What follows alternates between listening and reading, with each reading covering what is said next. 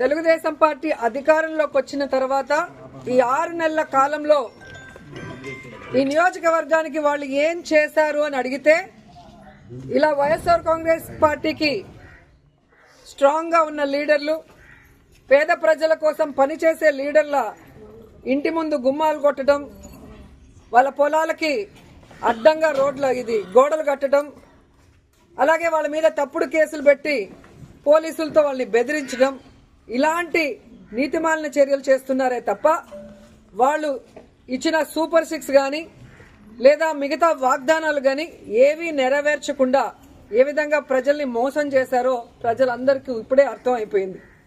కానీ దురదృష్టం ఏంటంటే ఈ పంచాయతీలో తాగే నీళ్ల దగ్గర నుంచి ప్రజలకి అన్ని అందుబాటులోకి తీసుకొచ్చే సచివాలయం, ఆర్బీకే సెంటర్ అన్నీ కూడా ఇక్కడ లీడర్లు వాళ్ళ ల్యాండ్ ఇచ్చి కట్టించి ప్రజలకు అన్ని అందుబాటులోకి తీసుకొచ్చారు. కానీ తెలుగుదేశం గతంలో 14 సంవత్సరాలు అధికారంలో ఉన్న చంద్రబాబు నాయుడు అప్పుడు ఏం చేయలేదు, ఇప్పుడు అధికారంలోకి వచ్చాక ఇప్పుడు కూడా ఏం చేయకుండా వాళ్ళు ఫెయిల్యూర్ అయిన విషయాన్ని కప్పిపుచ్చుకోవడానికి ఈ విధంగా కొంతమందిని టార్గెట్ చేసి వైఎస్ఆర్ కాంగ్రెస్ పార్టీ లీడర్ని వేధించడం, భయభ్రాంతులు చేయాలన్న ఆలోచనతో ముందుకు వెళ్తున్నారు. వాళ్ళు అర్థం చేసుకోవాల్సింది ఒక్కటే, మా నాయకుడు జగన్మోహన్ రెడ్డి గారు భయం అనేది ఆయన బ్లడ్ లో లేదు. ఆయన వెనక పనిచేస్తున్న మేమందరం కూడా జగనన్న సైనికులుగా ముందుకు వెళ్తున్నాం. ఎవరికి భయపడే పరిస్థితి లేదు. ఎందుకంటే వైఎస్ఆర్ కాంగ్రెస్ పార్టీలో మేము ఎవరు తప్పు చేయలేదు.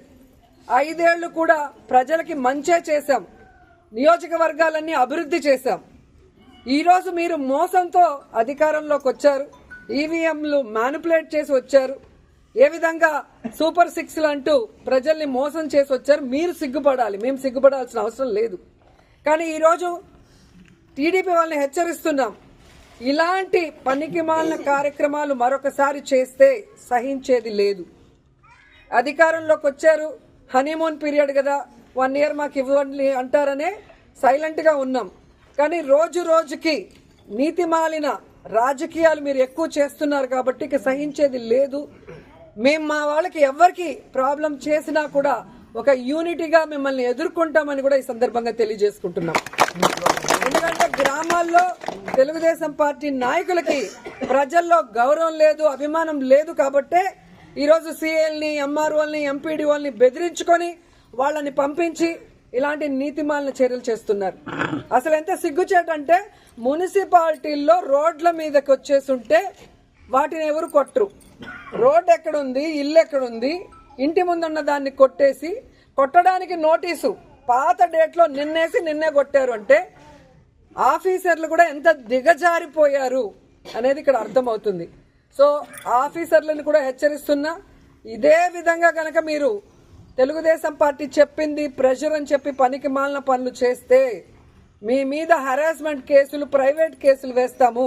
ప్రతి ఒక్కటి మా దగ్గర మీ మాట్లాడింది, మీరు ఇక్కడికి వచ్చి మీరు బిహేవ్ చేసింది, మీరు ఆ నోటీస్ అతికిచ్చిన డేట్ టైం అన్నీ కూడా మా దగ్గర ఉన్నాయి. సో ఈ ఊర్లో ఎవరికి ఏం ఇబ్బంది లేకుండా ఒక్క లీలారాం గణపతి శెట్టి ఇంటినే ఎందుకు కొట్టారో కోర్టులో మీరు చెప్పాల్సిన బాధ్యత ఉంది. అలాగే ఏ ఊర్లో అయితే మీరు ఇలాంటి రూల్స్ కి విరుద్ధంగా చేస్తున్నారో వాటి అన్నిటికీ కూడా సమాధానం చెప్పే విధంగా మిమ్మల్ని కోర్టులో నిలబెడతామని కూడా ఎంఆర్ఓకి, ఎంపీడీఓకి, పోలీసు వ్యవస్థకి కూడా హెచ్చరిస్తున్నాం. సో ఎవరు భయపడాల్సిన అవసరం లేదు.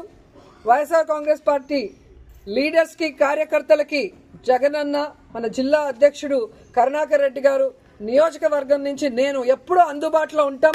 మీకోసం ఫైట్ చేయడానికి, ఎవరితో అయినా ఫైట్ చేయడానికి, ఎంత దూరం ఫైట్ చేయడానికన్నా కూడా మేము రెడీగా ఉన్నాం.